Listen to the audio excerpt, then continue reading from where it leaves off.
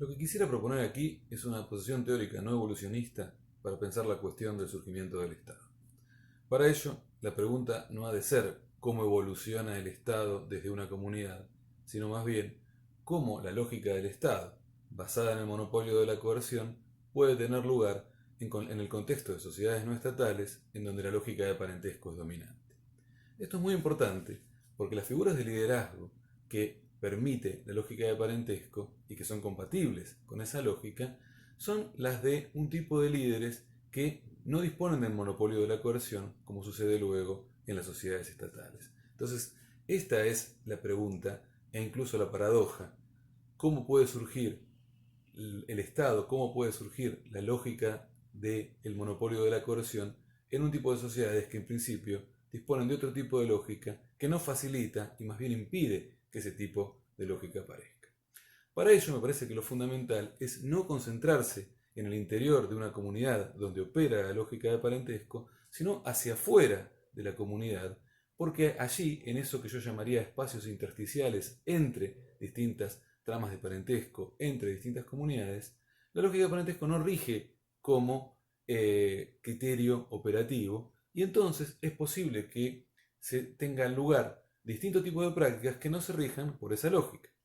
En este sentido, me gustaría proponer dos grandes contextos, dos grandes posibilidades, dos grandes escenarios, no excluyentes, en donde es posible considerar esta posibilidad intersticial de la aparición de prácticas que no se rigen por la lógica de parentesco.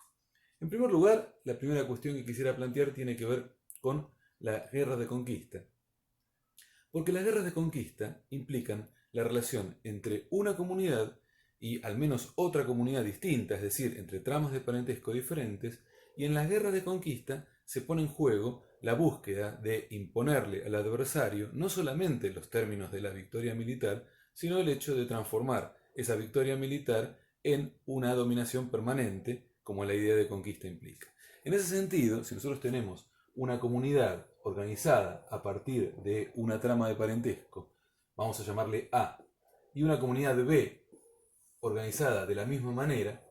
en lugar de esperar que el jefe de la comunidad A se transforme lentamente en rey dentro de su comunidad, creo que es más interesante la posibilidad de pensar en una relación como la que propicia las guerras de conquista, en donde supongamos la comunidad A vence en la guerra a la comunidad B y le impone sus términos, que no son necesariamente los de su propia lógica, porque la lógica de parentesco opera solo en el interior de A, y por cierto en el interior de B, pero no en la relación entre A y B. De manera que este tipo de vínculo puede regirse, en principio, por otro tipo de lógicas. En este sentido, lo importante de las guerras de conquista, en este sentido de lo intersticial, es el hecho de que pone en juego un vínculo entre tramas de parentesco diferenciadas en un espacio intersticial que las distingue y con el objetivo, al menos de una de las partes, de imponer su voluntad a la otra, de manera tal que el monopolio de la coerción desemboque como un resultado de la conflagración bélica. Ahora, hay un segundo contexto que quisiera añadir a este, en el que la escala ya no es el de una región o de una comarca, como podría ser el caso de la relación entre dos o más comunidades aldeanas, sino en un contexto bastante más restringido, que es el que proporcionan los contextos urbanos iniciales. Ya ustedes habrán podido ver en la bibliografía que los estados, tal como Gordon Childe denominaba bajo el rótulo de revolución urbana, los estados surgen en contextos en donde se producen, entre otras transformaciones, el de la aparición de las primeras ciudades. Esto es muy importante porque las ciudades implican espacios de concentración de población que en ninguno de los casos conocidos puede ser imputable a el crecimiento vegetativo de una comunidad, en el sentido de una comunidad que crece demográficamente, sino que por el carácter vertiginoso en que tiene lugar este tipo de procesos, debe haber implicado la concentración de población procedente probablemente del marco regional, pero que por distintas razones han decidido concentrarse en algún espacio específico. Si esto es así, esto es muy importante porque si se concentra población que crece a un ritmo vertiginoso, lo que uno puede suponer es que grupos anteriormente organizados bajo la lógica de parentesco convergieron en esos espacios para habitar juntos, formando probablemente, y a veces documentable en términos arqueológicos, distintos tipos de barrios, distintos tipos de grupos todavía organizados bajo la esfera del parentesco dentro del espacio urbano más general. En este sentido, si como les decía, consideramos este escenario no bajo la idea de una comarca, sino bajo la idea de un ámbito urbano, uno podría suponer que en el espacio urbano convergen distintas tramas de parentesco que proceden de distintas regiones. Supongamos que esta proviene de algún lugar cercano hacia una dirección, esta proveniendo de otra, esta proveniendo de otra, y que el espacio de convergencia que se produce en el ámbito urbano implica también un espacio intersticial entre distintos subgrupos de parentesco. Esto no significa necesariamente que lo urbano desembocara necesariamente en lo estatal, pero sí que los vínculos que se podrían establecer entre esos subgrupos podrían regirse también a partir de criterios distintos de los que el parentesco prescribe al interior de cada uno de esos grupos. En algunas ocasiones uno puede suponer que si existía en ese lugar cierta población preexistente, esa población podría tener algún grado de supremacía o de prevalencia sobre aquellos que llegaron después.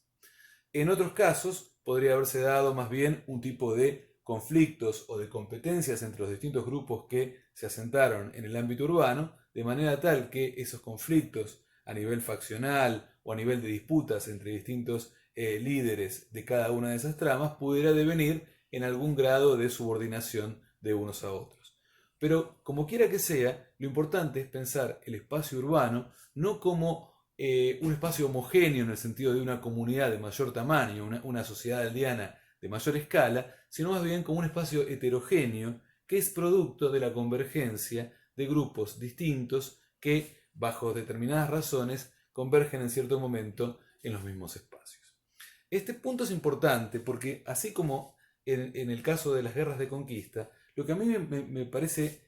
fundamental es la posibilidad de detectar vínculos que emergen no dentro de las tramas organizadas por el parentesco, sino hacia afuera de esas tramas, en la relación entre distintas comunidades, y allí los límites que el parentesco impone a la posibilidad de un liderazgo que pretendiera monopolizar la coerción no rigen, ¿no? Este es un punto que entonces me parece fundamental para sustraerse al dilema que el evolucionismo plantea, en el sentido de un jefe que debería devenir primero rey en su propia comunidad, teniendo que enfrentar no solo a su comunidad, sino a la lógica organizativa de esa comunidad.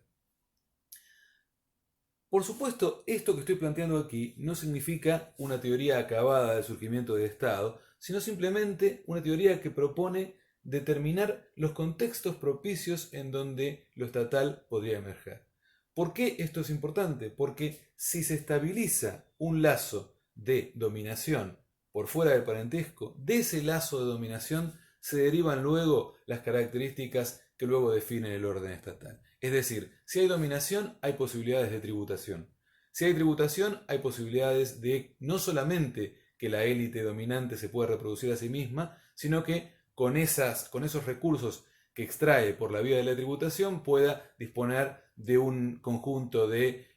funcionarios, burócratas, especialistas religiosos, militares, artesanos, etc., a partir de los cuales puede determinar toda la serie de transformaciones a las que estamos acostumbrados a identificar cuando hablamos de lógica del Estado o de sociedades estatales o, en otras jergas, civilizaciones o altas culturas. Lo importante, en todo caso, es este punto